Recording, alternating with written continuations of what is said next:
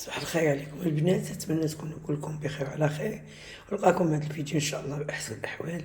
سمحوا لي حلقه شويه عيان مع النزله، راكم عارفين الله يشافي الجميع. اليوم جيت نشارك معكم الوصفه ديالي ديال الغدا. عندي هنايا اللحم ديال الطنجيه، هنايا عندي شي تقريبا 2 كيلو ديال اللحم الطنجيه. هنا هي التوابل اللي غادي نرافقها. عندنا هنايا الخرقوم، الكمون، سكينجبير، شويه الفلفله حمراء، الملح، نص بصيله مشلوطه ولا بصيله صغيره، الثومات شي 3 دروس محكوكين، سميتو الزعفران، شويه ديال الزيت بلديه بطبيعه الحال. هنايا ان شاء الله عندي هنايا البوطه شعل عليها العافيه. غادي نبدا على بركه الله. غادي ندير الزويته بلديه، قيمت شي نص كويس بحال اللي كتشوفوا. نضيف عليها الثومه، نضيف عليها ديك البصيله، نخليوها تتشحر شويه ونرجع. هنايا من بعد البصله والثومه كيف كتشوفوا هنايا تقلاو، ضفت عليهم شويه الزعفران. دابا غنضيف التوابل اللي قلت لكم، الكمون والخرقوم والسكينجبير، شويه ديال الرزه وشويه ديال التحميره، ونضيفو الملحه على حساب الذوق، منكتروش حيت حنايا في التالي كنضيفو شي سميتو شي دريس ديال الحامض مرقد.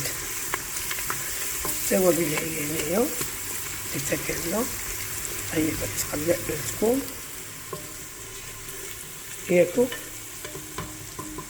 من بعد انا نضيف هاد اللحم ديالي وانا تنحرك باش يشرب ديك الشرموله،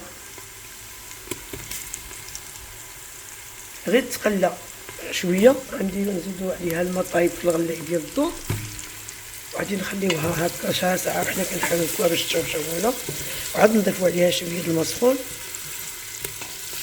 ديك القياس الكافي باش ما تحرقش الطنجره، ونشدو عليها. سمحوا لي حيت التصوير بيد اخرى كنت بها. نضيف اللحم الاخر،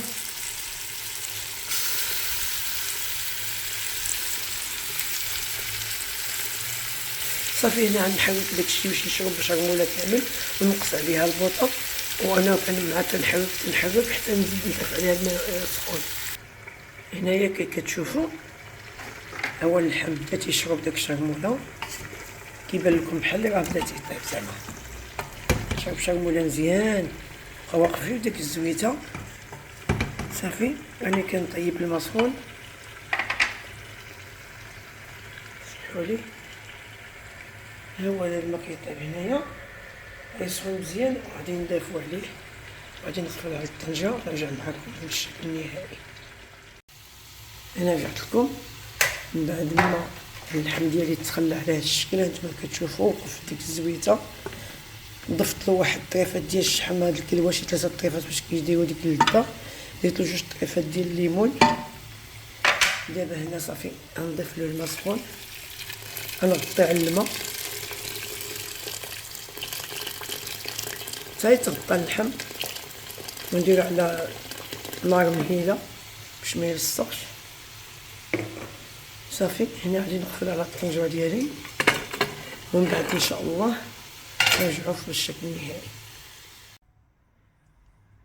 هاني رجعت معكم بعد ما طابت الطنجره ديالي، تجي على هذا الشكل هذا. شوفوا هانتوما اللبيه واقفه غير الزويته ديالها بلديه.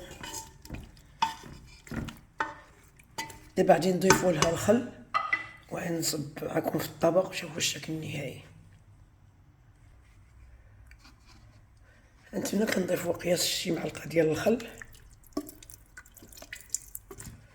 صافي نخلطو مزيان. شوف البنات كي طابت، هي طاحت، اللحم طاح حيت طابت على التنديبه. هانتي شتي الزويته سدتيها مزيان. والله البنات الا احسن داك الطنجيه ديال الزنقه، انا شريتها في الزنقه، طلبتها والو غير الامياه، ما ملبيه ما والو، ما عجبتنيش. تنتمنى تعجبكم هاد الوصفه وتجربوها وتردوا عليا وتخليو لي الاراء ديالكم في لي كومونتير وتخليو لي لايك ولا ابوني. ودابا غادي ندوزو للمرحله ديال الصبان. هانتوما الطبق ديالي كيجي على هاد الشكل.